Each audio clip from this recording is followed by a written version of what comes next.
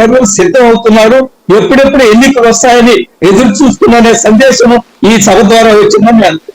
Right, ఇదంతా బాగుంది. ప్రతిపక్షాన్ని చూస్తున్నారు, అధికార పక్షాన్ని వద్దనుకుంటున్నారు. ఇందులో మీ పాత్ర ఏంటి? చాలా స్పష్టంగా మేము చెప్పాము, మాది జాతీయ పార్టీ, ఒక ప్రాంతీయ పార్టీ లేదు, ఒక ఫ్యామిలీ పార్టీ కాదు. జాతీయ పార్టీ అన్ని విషయాల్లో పరిగణన తీసుకుంటుంది. కేంద్ర నాయకత్వము చాలా క్లోజ్ గా అబ్జర్వ్ చేస్తుంది ఆంధ్రప్రదేశ్ లో జరుగుతున్న పరిణామాలు.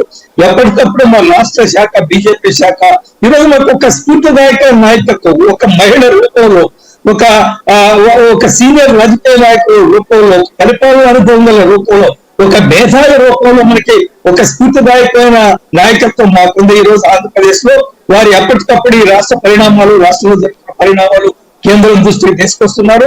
ఖచ్చితంగా నాకు పూర్తి విశ్వాసం ఉందో కేంద్రము రాష్ట్ర పార్టీని విశ్వాసంలోకి తీసుకుని సరైన నిర్ణయం, ఏ నిర్ణయం తీసుకున్నా కానీ ఆంధ్రప్రదేశ్ భవిష్యత్తును దృష్టిలో పెట్టుకుని, ఆంధ్రప్రదేశ్ ప్రజల భవిష్యత్తును దృష్టిలో పెట్టుకుని, ప్రజల ప్రయోజనాలను దృష్టిలో పెట్టుకుని ఆంధ్రప్రదేశ్ ఏ విధంగా ముందుకెళ్లాలా, ఆంధ్రప్రదేశ్ లో ఉండే సమస్యలు ఏ విధంగా పరిష్కరించాలా, వీటన్నిటిని ఒక విశాలమైన దృక్పథంతో ఆలోచించి సరైన సమయంలో సరైన నిర్ణయం తీసుకుంటుందనే విషయంలో నాకైతే ఎటువంటి అనుమానం లేదు. అంటే సరైన నిర్ణయం సరైన సమయంలో అంటే ఒంటరి పోరాటమా, ఆ కూటమితో జట్టు కట్టి అభివృద్ధి పదం వైపుకి తీసుకువెళ్ళడం?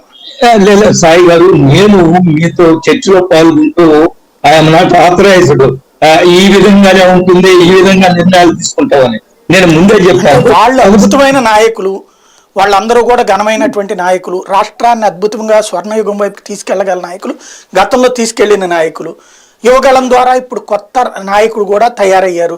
అంతటి శక్తివంతులైనటువంటి వాళ్ళు ఉన్నప్పుడు ఇక మీకు ఆల్టర్నేటివ్ ఏముంది? మీరు ప్రత్యామ్నాయంగా ఇంకేమే మధ్య అవుతారు? బీజేపీ కాడి వదిలేసినట్టేనా? నేను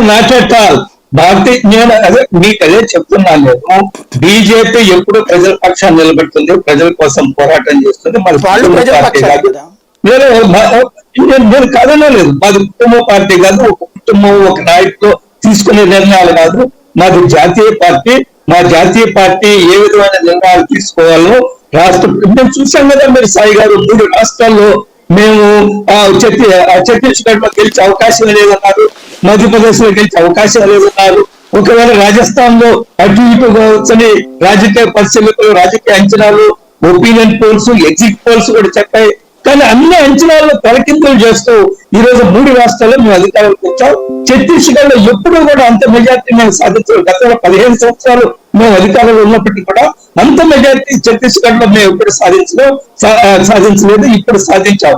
కాబట్టి మేము గణనీయమైన ఫలితాలు ఈ రాష్ట్రంలో ఏం జరుగుతుంది, ఎవరితో కలుస్తారు, ఇదంతా కేంద్ర నాయకత్వం తీసుకునే నిర్ణయము, రాష్ట్ర పార్టీని విశ్వాసంలోకి తీసుకుని, అందువల్ల మాకు మీరందరూ కూడా ఆశ్చర్యపోయే విధంగా భారతీయ జనతా పార్టీ రోల్ లేకుండా, భారతీయ జనతా పార్టీ ప్రమేయం లేకుండా ఈ రాష్ట్రంలో ప్రభుత్వం ఏర్పడుతుందని నేను అనుకున్నాను. రైట్.